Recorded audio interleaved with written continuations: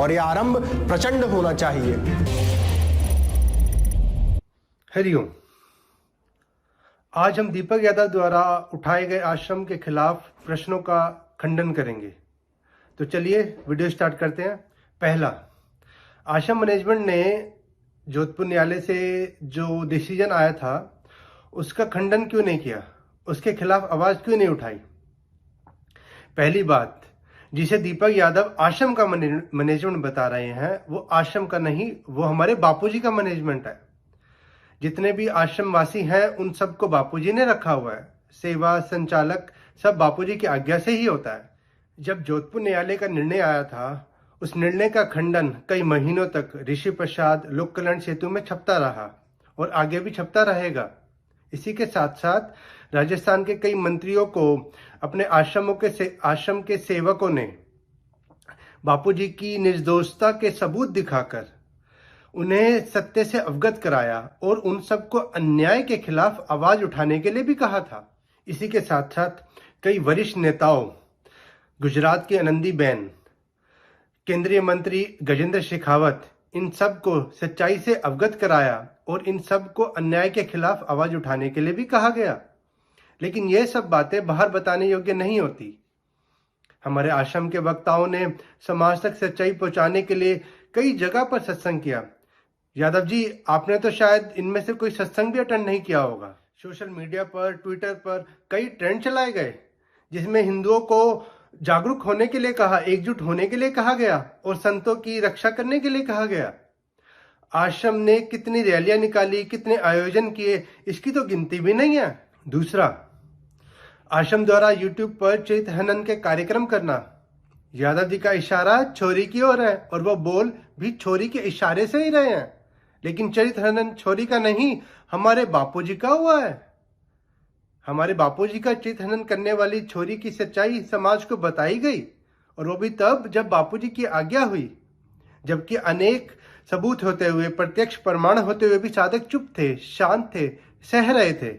जब छोरी की सच्चाई समाज में बताई गई तो चरित्र हनन की बातें करने लग गए। वो भूल गए जब कितने पवित्र आश्रम वासियों का, हमारे वक्ताओं का आपने इतना चरित्र हनन किया। तीसरा, लीगल टीम पर चर्चा सत्र क्यों नहीं आयोजित किए गए ताकि इनकी नियत ना सामने आ जाए। यादव जी, किसकी नियत कैसी है ये तो बापूजी ही जानते हैं और समय समय पर समाज के सामने कहते भी आए हैं। लेकिन सोचने वाली बात यह है, बापूजी को कारावास हो गया, इसके पीछे आश्रम मैनेजमेंट का हाथ है। यह सोच समाज में किसने पैदा करी और किसको इससे सबसे ज्यादा लाभ होना था, यह बात अब खुल के सबके सामने आ गई है। क्या कभी बापूजी ने कहा इन आश्रमवासियों ने मुझे फंसाया है, ये आश्रमवासी नहीं चाहते मैं बाहर आऊं? कभी नहीं। बापूजी के कारावास होने के बाद अपने आश्रम के मुख्य सेवकों, आश्रम वासियों के ऊपर केस चल रहे हैं। ये सभी आश्रमवासी कोर्ट के चक्कर काटते हुए, दीपक यादव के भड़काने के बाद साधकों की आलोचनाएं सहते हुए अपनी सेवाओं में तत्पर है। क्यों? क्योंकि इन्हें बापूजी का प्यार मिला हुआ है, बापूजी का ज्ञान इनके साथ है। दीपक यादव जैसे झूठी वीडियो बनाने वाले लोग इन्हें तोड़ नहीं सकते। चौथा, जिस अजय पाल लांबा की बात की गई है उसे तो कोर्ट के चक्कर काटने पड़ेंगे। ऐसी अर्जी लगाई गई है लेकिन वो अर्जी अभी पेंडिंग है। किसी को ऐसा कहना कि आपने गलत किया है, उसके बदले कोर्ट में अर्जी दाखिल करना उचित है। सेवा आपके जैसों को खुश करने के लिए, वाहवाही पाने के लिए नहीं की जाती। जो उचित होता है वो बापूजी की आज्ञा लेकर किया जाता है। लीगल टीम के द्वारा केस में क्या क्या किया गया, अगर यह सब आपको बताएं तो दीपक यादव जैसों के मुख से एक शब्द नहीं निकलेगा। व्हाट्सएप पर उंगलियां चलाना, कैमरे के आगे आकर कुछ कुछ कहना बहुत आसान है। इसके बदले युद्ध के मैदान में कूदकर जंग लड़ी होती तो राणा के वंशज कहलाते, फेक वीडियो बनाने वाले नहीं। पांचवा, शिल्पी बहन की हाई कोर्ट में अर्जी लगाई गई थी, इसमें आपने भला क्या मेहनत करी बताइए। जब शिल्पी बहन को बेल मिली थी तो स्वामी जी ने नीता दीदी से कहा था आपकी मेहनत सफल हो गई। वकील तो बोड़ा जी थे। छठा, gunning for the Goldman book.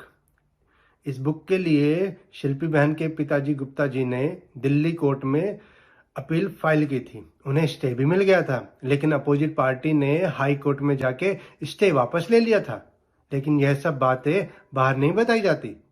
7वां, पूज्य बापूजी का हीमोग्लोबिन कम होने पर एम्स के खिलाफ आवाज क्यों नहीं उठाई गई? एम्स की लापरवाही के बारे में सुप्रीम कोर्ट में जो अर्जी दाखिल की गई थी उसमें विस्तार पूर्वक लिखा हुआ है। लगभग 50 पन्ने का एफिडेविट है। इसके साथ साथ जोधपुर हाई कोर्ट में कई बार सुनवाइयां हुई। हर सुनवाई में इसके खिलाफ आवाज उठाई गई। आप कोर्ट की कार्रवाई में होते तो आपको पता चलता। सुप्रीम कोर्ट में लगाया गया एफिडेविट पढ़ लेना साधकों को भड़काने से पहले। नीता दीदी ने खुद बापूजी के सामने एम्स के 3-4 डॉक्टर्स और स्टाफ को उनकी गलती बताई, डेट वाइज, कि आपने कौन सी दवाई दी थी जिसके कारण सीवियर ब्लीडिंग हुई, और आपने लापरवाही बरती तब तक जब तक 3.4 हीमोग्लोबिन नहीं हो गया। स्वयं बापूजी इस बात को सुन रहे थे। बात इंग्लिश में हो रही थी तो बापूजी ने चेतन भाई को बोला कि बताओ मुझे बाहर क्या हो रहा है। और इसके तुरंत बाद नीता दीदी एसपी से मिले और उन्होंने एम्स की गलतियों के बारे में उन्हें बताया। तो एसपी जी ने उन्हें आश्वासन देते हुए कहा कि आइंदा से कोई भी दवाई बापूजी को देनी है तो नीता दीदी से पूछ के उनका कंसेंट लेके फिर दवाई दी जाएगी। और एम्स के डॉक्टरों ने उसका पालन भी किया और उसके बाद ऐसी गलती ना करने के लिए भी उन्होंने आश्वासन दिया। लेकिन ये सब बातें बाहर नहीं बताई गई। इवन आश्रम के संचालकों को भी ये बातें नहीं पता थी। एम्स की रिपोर्ट हाथ लगने पर कुछ डॉक्टरों से विचार विमर्श करके एम्स की क्या क्या गलतियां हैं उस पर ड्राफ्टिंग करके सुप्रीम कोर्ट में अर्जी दाखिल की गई। लेकिन जज हमेशा पॉजिटिव माइंड से ही हमारे लिए निर्णय देते आए हैं। लेकिन अब इसमें आश्रम मैनेजमेंट की क्या गलती है? 8वां, बापूजी का स्वास्थ्य। यादव जी, आपने बीच में कूद कर बापूजी का स्वास्थ्य और खराब किया है या सुधार किया है? बापूजी ने राघवन की दवाइयां लेने से मना किया, केरल जाने से मना किया। धर्मराज वकील जो राघवन डॉक्टर को लेके आए थे उनकी पूरी टीम को लानत बरसाई। 3 महीने में राघवन की दवाइयों ने बापूजी का ना तो कैथर निकाला और ना ही स्वास्थ्य में कुछ सुधार किया, बल्कि वजन और कम हो गया। बल्कि उन बापूजी की किडनी में सूजन आ गई, लीवर खराब हो गया और बापूजी को अंत में दवाइयां बंद करनी पड़ी। आपको मिले मौके पर आपने क्या किया? आपने तो अपने आश्रम वासियों पर ही आरोप लगाना चालू कर दिया। 9वां, बापूजी को वज्र छोड़कर एम्बुलेंस में क्यों नहीं ले जाया गया? यह भी बापूजी की आज्ञा ही थी। बापूजी ने भक्तों को दर्शन होते रहें इसलिए एम्बुलेंस में जाना उचित नहीं समझकर वज्र में जाना ही उचित समझा। 10वां, एडवोकेट आर बसंत। यह कहना ही गलत है कि आर बसंत ने ऐसा कहा है कि बापूजी ने बड़ा गुनाह किया है। रियल फैक्ट्स की वीडियो में इसका सच साधकों के सामने पहुंचाया गया है, आप भी सुन लेना जाके। सुप्रीम कोर्ट का जो डिसीजन आया है उसमें भी ऐसा कहीं नहीं लिखा हुआ। आखिरी, पूज्य बापूजी से अनुरोध किया गया कि आर बसंत को और भी केस में रखिए। इसका क्या सबूत है भाई आपके पास?